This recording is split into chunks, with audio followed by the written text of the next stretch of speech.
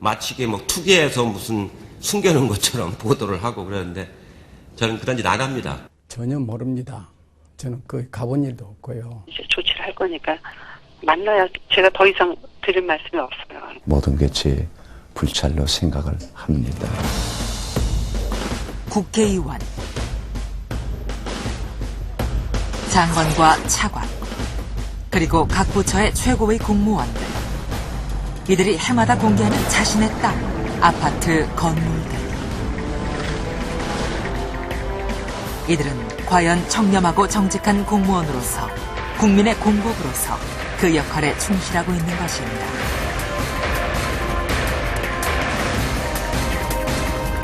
이들의 재산과 그 형성 과정에 문제점은 없는가? KBS 탐사보도팀은 지난 4개월 동안 463명의 고위공직자와 국회의원들이 공개한 재산을 통해 그들의 도덕성을 검증했다.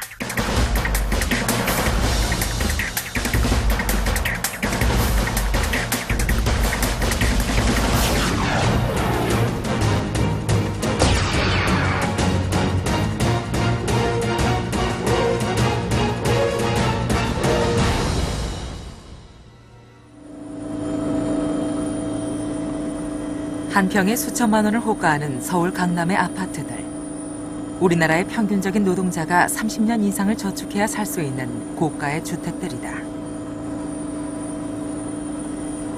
수십 년 동안 주기적으로 반복되어 온 부동산 투기가 낳은 결과다. 우리 땅이 부동산 투기로 몸살을 앓기 시작한 것은 경부고속도로가 개통된 지난 70년부터였다. 영동 택지개발지구로 시작된 강남 개발은 이후 10여 년 동안 이 지역의 땅값을 1,300배나 끌어올렸다. 처음에 한 평에 200원에서 출발했던 것이 그 제3한강교가 다 완공을 하고 난 뒤에는 한 평에 6,000원에서 10,000원, 15,000원까지 갔거든요. 예. 그만큼 불과 3년, 3, 4년 동안에 땅값이 몇 배로 뛰어오릅니다. 그것이 강남 땅 투기의 초기의 현상이었습니다. 당시 한 경제부처의 장관은 직원들과 함께 돈을 모아 조직적으로 강남의 땅을 산 뒤 팔아 큰 시세 차익을 얻었고, 또 청와대 고위공직자가 정치자금 마련을 위해 부동산 투기를 하라고 서울시에 지시하기도 했다고 한다. 취재진이 확인한 당시 서울시 관계자가 작성한 메모지엔 평당 4,000원에서 7,000원 사이의 땅을 사서 한 달 안에 2만 원에 팔아 60억 원의 정치자금을 마련한다는 시나리오가 작성돼 있다. 이 계획은 수많은 차명 계약을 통해 실제로 집행됐다고 한다. 강남에 땅을 사서 적당한 시기가 돼서 강남 땅값이 오르면 그걸 팔아서 정치자금으로 충당하자. 그렇게 해서 정치자금으로 충당했죠. 대통령 선거를 한번 그 자금으로 한번 치릅니다. 예.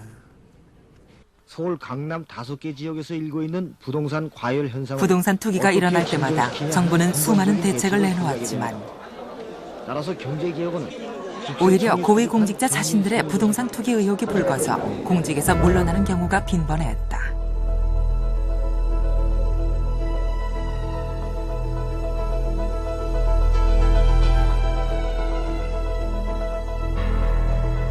고위공직자들이 그 법을 어겨가면서라도 농지나 임야를 미리미리 개발 가능 지역에다가 사두는 그런 관행이 수십 년간 이어져 왔고, 거기서 이 문제가 된 사람은 아주 거의 대다수가 그렇게 투기를 했지만 문제가 된 사람은 아주 극소수고.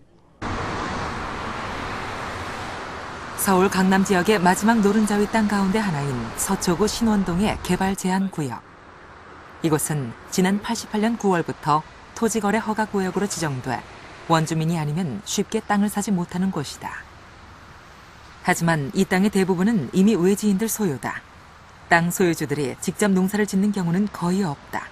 농사는 근처 원주민들이 대신 지어주고 있었다. 이곳 땅의 실제 소유주들은 대부분 강남 부자라고 한다.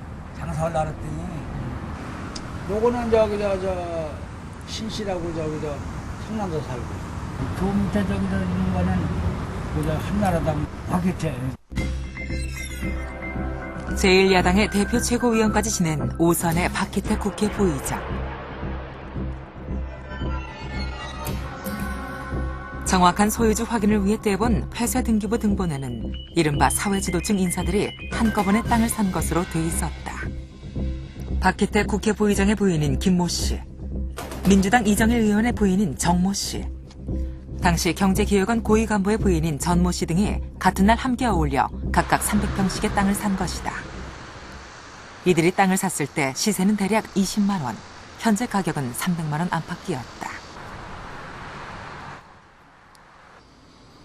이정일 의원의 부인은 취재진의 인터뷰 요청을 거절하면서 당시 그 땅은 박희태 국회 부의장 부인의 소개로 사게 됐다고 주장했다.